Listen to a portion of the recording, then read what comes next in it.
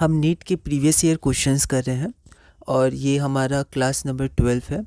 हमारा चैप्टर है cell cycle and cell division. Level 2 के क्वेश्चन हम करते हैं, लेवल 1 के हमने किए थे। टॉपिक 2 हमारा है माइटोसिस एम फेज। तो क्वेश्चन नंबर 32 है। इस वीडियो में हम लोग क्वेश्चन नंबर 32 से क्वेश्चन नंबर 40 तक डिस्कस करेंगे और अगली वीडियो में लेवल 2 के ही क्वेश्चन नंबर 41 से कंटिन्यू करेंगे। Question number 32, best stage to observe the shape, size and number of chromosomes is interphase, metaphase, prophase या telophase।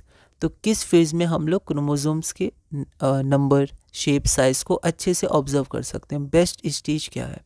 1994 का क्वेश्चन है, एक बार आप ट्राई करिए। तो यहाँ पर ये जो नंबर, शेप, साइज और नंबर है, ये आपका मॉर्फोलॉजी है। मॉर्फोलॉजी में स्टडी किया जाता है इंटरनल स्ट्रक्चर और उसके बारे में उसके फॉर्म्स को स्टडी किया जाता है ऑर्गेनिज्म्स के, ठीक है। तो यहाँ पर जो मॉर्फोलॉजी ऑफ क्रोमोसोम है, इसके लिए बेस्ट फेज आपका मेटाफेज होता है, क्योंकि वहाँ पर माइक्रोस्कोप में क्लियरली विजिबल होते हैं हमें क्रोमोसोम्स। तो morphology of chromosomes, study of the form, structure, metaphase. अगला क्वेश्चन है question number 33, microtubule is involved in the cell division, muscle contraction, membrane architecture या डीएनए रिकग्निशन। या क्वेश्चन 1998 का है। एक बार आप इस क्वेश्चन को ट्राई करिए, फिर हम लोग आगे बढ़ते हैं। तो यहाँ पर माइक्रोट्यूब्यूल्स क्या होते थे? तो हमें याद है ये 2 सेंट्रियोल्स होते थे, ठीक है। तो इनसे माइक्रोट्यूब्यूल्स ऐसे निकलते थे और ये स्पिंडल फाइबर का फॉर्मेशन करते थे, ठीक है। तो हम देखें ये सेल डिवीजन में इन्वॉल्व होते हैं, जो सिस्टर क्रोमेटिड्स को एनाफेज में अलग करते हैं, ठीक है। तो वो अपोजिट पोल्स में मूव करते हैं। तो माइक्रोट्यूब्यूल, ठीक है। तो ये माइक्रोट्यूब्यूल के बारे में कुछ है। माइक्रोट्यूब्यूल होता क्या है? तो माइक्रोट्यूब्यूल ये एक पॉलीमर होता है, किसका? ट्यूब्यूलिन का। तो ट्यूब्यूलिन का पॉलीमर्स को माइक्रोट्यूब्यूल कहते हैं। That forms the part of cytoskeleton. अब साइटोस्केलेटन क्या होता है? तो साइटोस्केलेटन कुछ प्रोटीन फिलामेंट्स होते हैं जो साइटोप्लाज्म में पाए जाते हैं सारे सेल्स के, ठीक है। तो ये साइटोस्केलेटन का एक पार्ट होता है microtubule, and it provide structure and shape to eukaryotic cells. तो यूकैरियोटिक सेल्स को स्ट्रक्चर और शेप देने में ये माइक्रोट्यूब्यूल्स मदद करते हैं। ये narrow hollow tube like structure होते हैं और ये इनके कलेक्शन को हम कह सकते हैं स्पिंडल फाइबर्स, ठीक है। तो the spindle fibres involved in cell division are made of microtubules. तो स्पिंडल फाइबर्स या माइक्रोट्यूब्यूल्स सेल डिवीजन में इन्वॉल्व होते हैं। अगला क्वेश्चन हम लोग देखते हैं, question number 34, which of the following is not a characteristic feature during mitosis in somatic cells. तो सोमैटिक सेल्स में कौन सा इन चारों में से कैरेक्टरिस्टिक फीचर नहीं है माइटोसिस के फेज का, एम फेज का? 2016 का ये क्वेश्चन है। Spindle fibres, disappearance of nucleolus, chromosome movement या सिनेप्सिस। तो एक बार आप इस क्वेश्चन को ट्राई करिए, फिर हम लोग आगे बढ़ते हैं। तो यहाँ पर सोमैटिक सेल्स क्या होते हैं? तो एक मल्टी सेलुलर ऑर्गेनिज्म के जो सारे सेल्स होते हैं एक्सेप्ट द गैमेट्स, ठीक है, उनको छोड़ के सारे सेल्स जो होते हैं, जो डाइप्लॉइड होते हैं, वो आपके सोमैटिक सेल्स होते हैं, है ना। तो माइटोसिस एम फेज में, सोमैटिक सेल्स के एम फेज में इन चारों में से कौन सा फीचर्स नहीं पाया जाता है, ठीक है। तो देखते हैं। स्पिंडल फाइबर्स बिल्कुल होता है, स्पिंडल फाइबर्स मेटाफेज में कनेक्शन होता है, ठीक है। डिसअपियरेंस ऑफ न्यूक्लियोलस, तो हाँ लेट प्रोफेज में डिसअपियर हो जाते हैं। क्रोमोसोम मूवमेंट, तो क्रोमोसोम्स का मूवमेंट होता है, बिल्कुल होता है। मेटाफेज में वो मेटाफेज प्लेट पे अलाइन करते हैं मूव करके, फिर सिस्टर क्रोमेटिड्स से वो सेपरेट होती हैं, ठीक है, और एक एक ऑपोजिट पोल्स में वो जाते हैं एनाफेज में। सिनेप्सिस आपका नहीं होता है। सिनेप्सिस हम लोग पढ़ेंगे मियोसिस में, ठीक है। तो मियोसिस जो 1 है, मियोसिस 2 में, उसमें मियोसिस 1 में आप सिनेप्सिस के बारे में हम लोग पढ़ेंगे, ठीक है। तो आंसर में क्या हो जाएगा? सिनेप्सिस नहीं होगा, ठीक है। सिनेप्सिस फीचर नहीं होता है। तो हमारा क्या पूछा है? नॉट में ही पूछा है, तो डी हो जाएगा। सिनेप्सिस होता क्या है? तो सिनेप्सिस होता है आपका pairing of 2 homologous chromosomes that occur during meiosis. तो मियोसिस में डिफरेंट फेजेस होते हैं। वैसे मियोसिस 1 मियोसिस 2 होता है। मियोसिस 1 में प्रोफेज होता है, प्रोफेज 1 के भी डिफरेंट स्टेजेस होते हैं, उसमें सिनेप्सिस होता है, ठीक है। हम लोग उसको देखेंगे मियोसिस जब हम लोग स्टडी करेंगे। क्वेश्चन नंबर 35 और मियोसिस हम लोग इसके जस्ट बाद ही स्टडी करेंगे। लेवल 2 के क्वेश्चंस करने के बाद एम फेज के, माइटोसिस फेज के, फिर हम लोग मियोसिस शुरू करेंगे। तो क्वेश्चन नंबर 35 हमारे पास है, select the option which gives the correct identification of the below stage with its characteristics. तो अब एक आपको स्टेज दी रहेगी, डायग्राम दिया रहेगा, तो आपको उस स्टेज को आइडेंटिफाई करना है और साथ ही साथ उसके कैरेक्टरिस्टिक को भी आइडेंटिफाई करना है। ये क्वेश्चन नीट 2013 में पूछा गया था। तो यहाँ पर हम लोग ये फेज़ देखते हैं। देखिए ये आपका फेज़ है, ठीक है, डायग्राम है, आपको बताना है ये कौन सा फेज़ है और इसका कैरेक्टरिस्टिक क्या है। तो देखते हैं, ये लेट एनाफेज है और इसका कैरेक्टरिस्टिक है chromosomes move away from the equatorial plate and Golgi complex not complex नहीं, नॉट फॉर्म्ड होगा यहाँ पर, ठीक है, नॉट विजिबल या फिर नॉट फॉर्म्ड, है ना, नॉट फॉर्म्ड, ठीक है। अब साइटोकाइनेसिस है, ये cell plate is formed, mitochondria distributed between two daughter cells, ये टेलोफेज है, endoplasmic reticulum and nucleolus not formed yet, या ये टेलोफेज है, nuclear envelope reform and Golgi complex reforms, ठीक है। तो आपके पास 4 ऑप्शन है, तो आपको यहाँ पर बताना है कि इन चारों में से कौन सा ऑप्शन सही है। ये आपके पास डायग्राम है, एक बार आप इस क्वेश्चन को ट्राई करिए। तो यहाँ पर ये हमें पता है डायरेक्ट डायग्राम है एनसीईआरटी का, ये टेलोफेज है। तो सबसे पहले तो आप ऑप्शन एलिमिनेशन पे बिल्कुल ध्यान रखिएगा, ए और बी नहीं होगा। अब टेलोफेज में क्या होता है, टेलोफेज में न्यूक्लियर एनवेलप आपका रिफॉर्म होता है, ओके। तो यहाँ पर न्यूक्लियर एनवेलप ये रहा, ये रिफॉर्म होता है, ठीक है। और आपका क्या होता है, Golgi complex, endoplasmic reticulum, nucleolus जो लेट प्रोफेज में आपका डिसअपेयर हो गया था वो फिर से रिफॉर्म हो जाता है। तो इसका ऑप्शन डी हो जाएगा। तो यहाँ पर जो ऑप्शन नंबर सी है वो नहीं होगा, क्योंकि ऑप्शन नंबर सी में है endoplasmic reticulum and nucleolus not reform, लेकिन वो रिफॉर्म हो जाता है टेलोफेज में, और न्यूक्लियस एनवेलप भी रिफॉर्म हो जाता है। तो ऑप्शन नंबर डी हो जाएगा, सी भी नहीं होगा, ठीक है।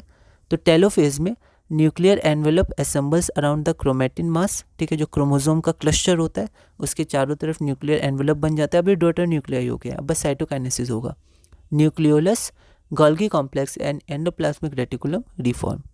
Question number 36, identify cell phase in A and B. तो ए और बी में हमें सेल फेज पहचानना है, ठीक है। यहाँ पर थोड़ा हम लोग ध्यान देंगे कि यहाँ पर ये तो है, पर बीच में अगर आप एनसीईआरटी में देखिएगा तो ऐसा डायग्राम आपको दिख जाएगा, लेकिन बीच में आपको ये माइक्रोट्यूब्यूल्स नहीं दिखेंगे, स्पिंडल फाइबर, लेकिन जो बुक था उसमें ऐसा दिखाया हुआ था, ठीक है। तो फिर भी मैंने ऐसे बना दिया है यहाँ पर, लेकिन पर एनसीईआरटी के हिसाब से अगर हम लोग इसको कंपेयर करें तो यहाँ पर ये माइक्रोट्यूब्यूल्स नहीं होंगे, ये फेस तो आपको दिखेगा, ठीक है। तो फिर भी एक बार आप इसको देखिएगा। और ये ए है आपके पास डायग्राम, ये आपके पास बी डायग्राम है, और ये क्वेश्चन 2010 में पूछा गया था। तो यहाँ पर देखिए ए का कौन कौन सा फेज़ है, तो देखिए ये ए का 4 फेज़ है, और ये आपका बी है ना, बी का यहाँ पर आपके पास 4 फेज़ है। तो एक बार आप इस क्वेश्चन को ट्राई करिए, फिर हम लोग आगे बढ़ते हैं। तो यहाँ पर अगर हम लोग देखेंगे तो यहाँ पर आप देखिए कि अगर हम लोग ये माइक्रोट्यूब्यूल्स अभी छोड़ दें तो ये बिल्कुल एनाफेज है ना। एनाफेज में सिस्टर क्रोमेटिड्स सेपरेट होते हैं, ठीक है। तो आपका ए तो एनाफेज हो जाएगा, यहाँ पर लेट एनाफेज है, ठीक है, वो ऊपर जा रहे हैं, लेट एनाफेज, ओके। तो सी ऑप्शन हो जाएगा आपका, है ना। और ये प्रोफेज हो जाएगा, ये प्रोफेज बिल्कुल सही है, क्योंकि प्रोफेज में अभी ये ऑपोजिट पोल्स हैं, तो ये ऑपोजिट पोल्स पे अलाइन होंगे, ठीक है। अब मान लीजिए पोल्स यहाँ है और ये पोल यहाँ है, और फिर ये प्रोफेज के बाद मेटाफेज है, तो अब ये निकल जाएंगे, ठीक है। ये अगर ब्रेक होगा, ये आपका ये जो एनवेलप है, ये एनवेलप ब्रेक होगा, इसके अंदर के क्रोमोसोम्स बाहर आएंगे और फिर मेटाफेज हो जाएगा ये, ठीक है। तो ये लेट एनाफेज, यहाँ से एनाफेज पता चल गया और ऑप्शन एलिमिनेशन से आंसर सी हो गया, ठीक है। Question number 37, how many mitotic divisions are needed for a single cell to make 128 cell. इस तरह के क्वेश्चन हमने पहले भी किया इस तरह का। तो एक सेल हमारे पास है, ठीक है, और 128 सेल्स बनाने, तो कितनी बार माइटोटिक डिवीजन या सेल साइकिल होगा। 1997 का क्वेश्चन है, एक बार आप इसे ट्राई करिए, फिर हम लोग आगे बढ़ते हैं। तो यहाँ पर हमें पता है एक बार में 2 डिवीजन होता है, 2 बार में 4 सेल्स हो जाएंगे, 3 बार में आपके 8 हो जाएंगे, ठीक है। यहाँ देखिए एक सेल है, तो एक सेल से हमें 128 सेल्स बनाने, तो बीच में n माइटोटिक डिवीजन या n सेल साइकिल होगी।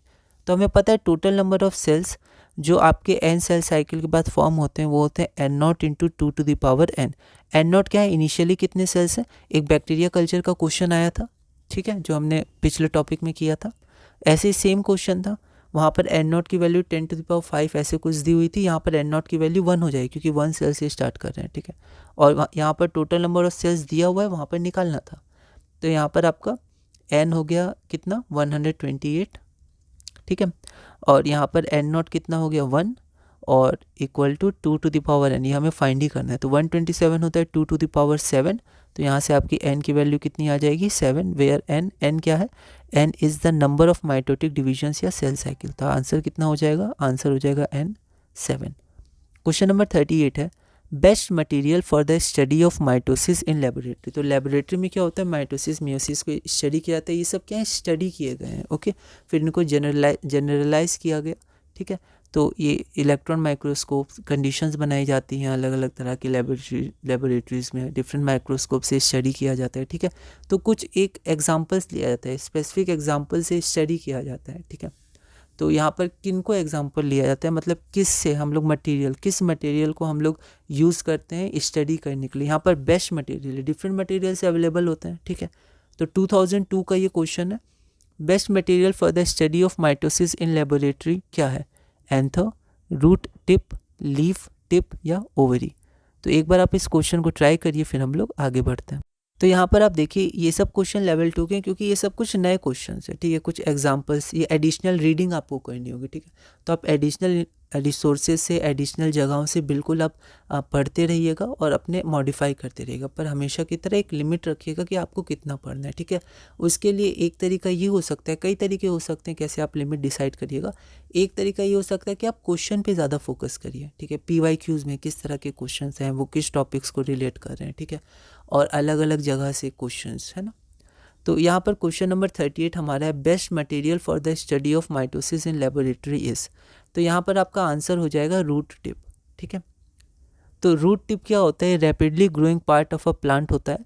तो जब ये रैपिडली ग्रो कर रहा है तो बहुत सारे सेल्स हैं, ग्रो कैसे करेगा, जब सेल्स डिवाइड होंगे, क्योंकि ग्रोथ में माइटोसिस डिवीज़न हेल्प करता है। तो बहुत सारे, जब ये बहुत जल्दी ग्रो करता है, तेज़ी से ग्रो करता है। ठीक है, तो इसमें बहुत सारे सेल्स होंगे, और सारे सेल ज़रूरी नहीं एक ही स्टेज में हो, कोई प्रोफेज में होगा, कोई एनाफेज में होगा, कोई मेटाफेज में होगा, कोई साइटोकाइनेसिस कर रहा होगा। ठीक है, तो ऐसे करके डिफरेंट सेल्स हैं, तो डिफरेंट फेजेस हमें मिलेंगे, तो हम लोग अच्छे से स्टडी कर सकते हैं।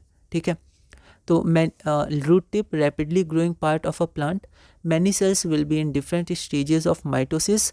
तो हम लोग अलग अलग सेल्स को स्टडी कर सकते हैं डिफरेंट फेजेस में। तो root tip is use to study mitosis in laboratory. अच्छा, एक और यहाँ नोट आप कर सकते हैं कि मियोसिस स्टडी करने के लिए बेस्ट मटेरियल या फिर बहुत कॉमन मटेरियल जो यूज़ होता है वो क्या होता है, तो एंथर सेल्स। ठीक है, इस एंथर सेल से हम लोग अच्छे से मियोसिस को स्टडी करते हैं। ओके, तो ये सब NCERT के थोड़े बाहर की जनरल बातें जो आती हैं एग्ज़ाम्स में, पर NCERT आप बिल्कुल फोकस करिएगा। ठीक है, तो 3 चीज़ें जो हैं वो आप बिल्कुल रखिएगा। सबसे पहले तो आप NCERT, उसके क्वेश्चंस, उसकी लाइन, उसके इन्फॉर्मेशंस। दूसरा PYQs, नीट के PYQs, किस लेवल के क्वेश्चन आते हैं। और तीसरा आपके नोट्स। अब ये जो आपके नोट्स हैं वो आपको खुद से बनाने हैं, इन दोनों की मदद से आप बना सकते हैं एडिशनल इन्फॉर्मेशन से, पर जो भी बनाए आप उनको रिवाइज ज़रूर कीजिएगा। ठीक है, आगे बढ़ते हैं। Question number 39, if you are provided with root tips of onion in your class.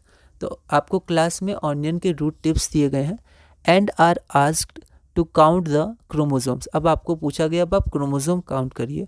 Which of the following stages can you most conveniently look into. तो आप कौन से स्टेज में देखिएगा, आप ध्यान दीजिएगा। तो हमने ये जो क्वेश्चन आज शुरू में किया था, उसका एक क्वेश्चन हमने किया था, बिल्कुल लैंग्वेज अलग है वरना सेम क्वेश्चन है। ठीक है, 2004 का ये क्वेश्चन है। तो क्रोमोसोम आपको काउंट करने हैं, तो आप किस स्टेज में देखिएगा, किस स्टेज को स्टडी कीजिएगा, मेटाफेज, टेलोफेज, एनाफेज या प्रोफेज। 2004 का क्वेश्चन है, एक बार आप ट्राई करिए, फिर हम लोग आगे बढ़ते हैं। यहाँ पर हम लोग मेटाफेज को स्टडी करेंगे। एक क्वेश्चन हमने देखा था, आया था। ठीक है, हम लोग अभी देखते हैं। यहाँ पर शुरू में हमने वो क्वेश्चन आज किया था इस वीडियो में।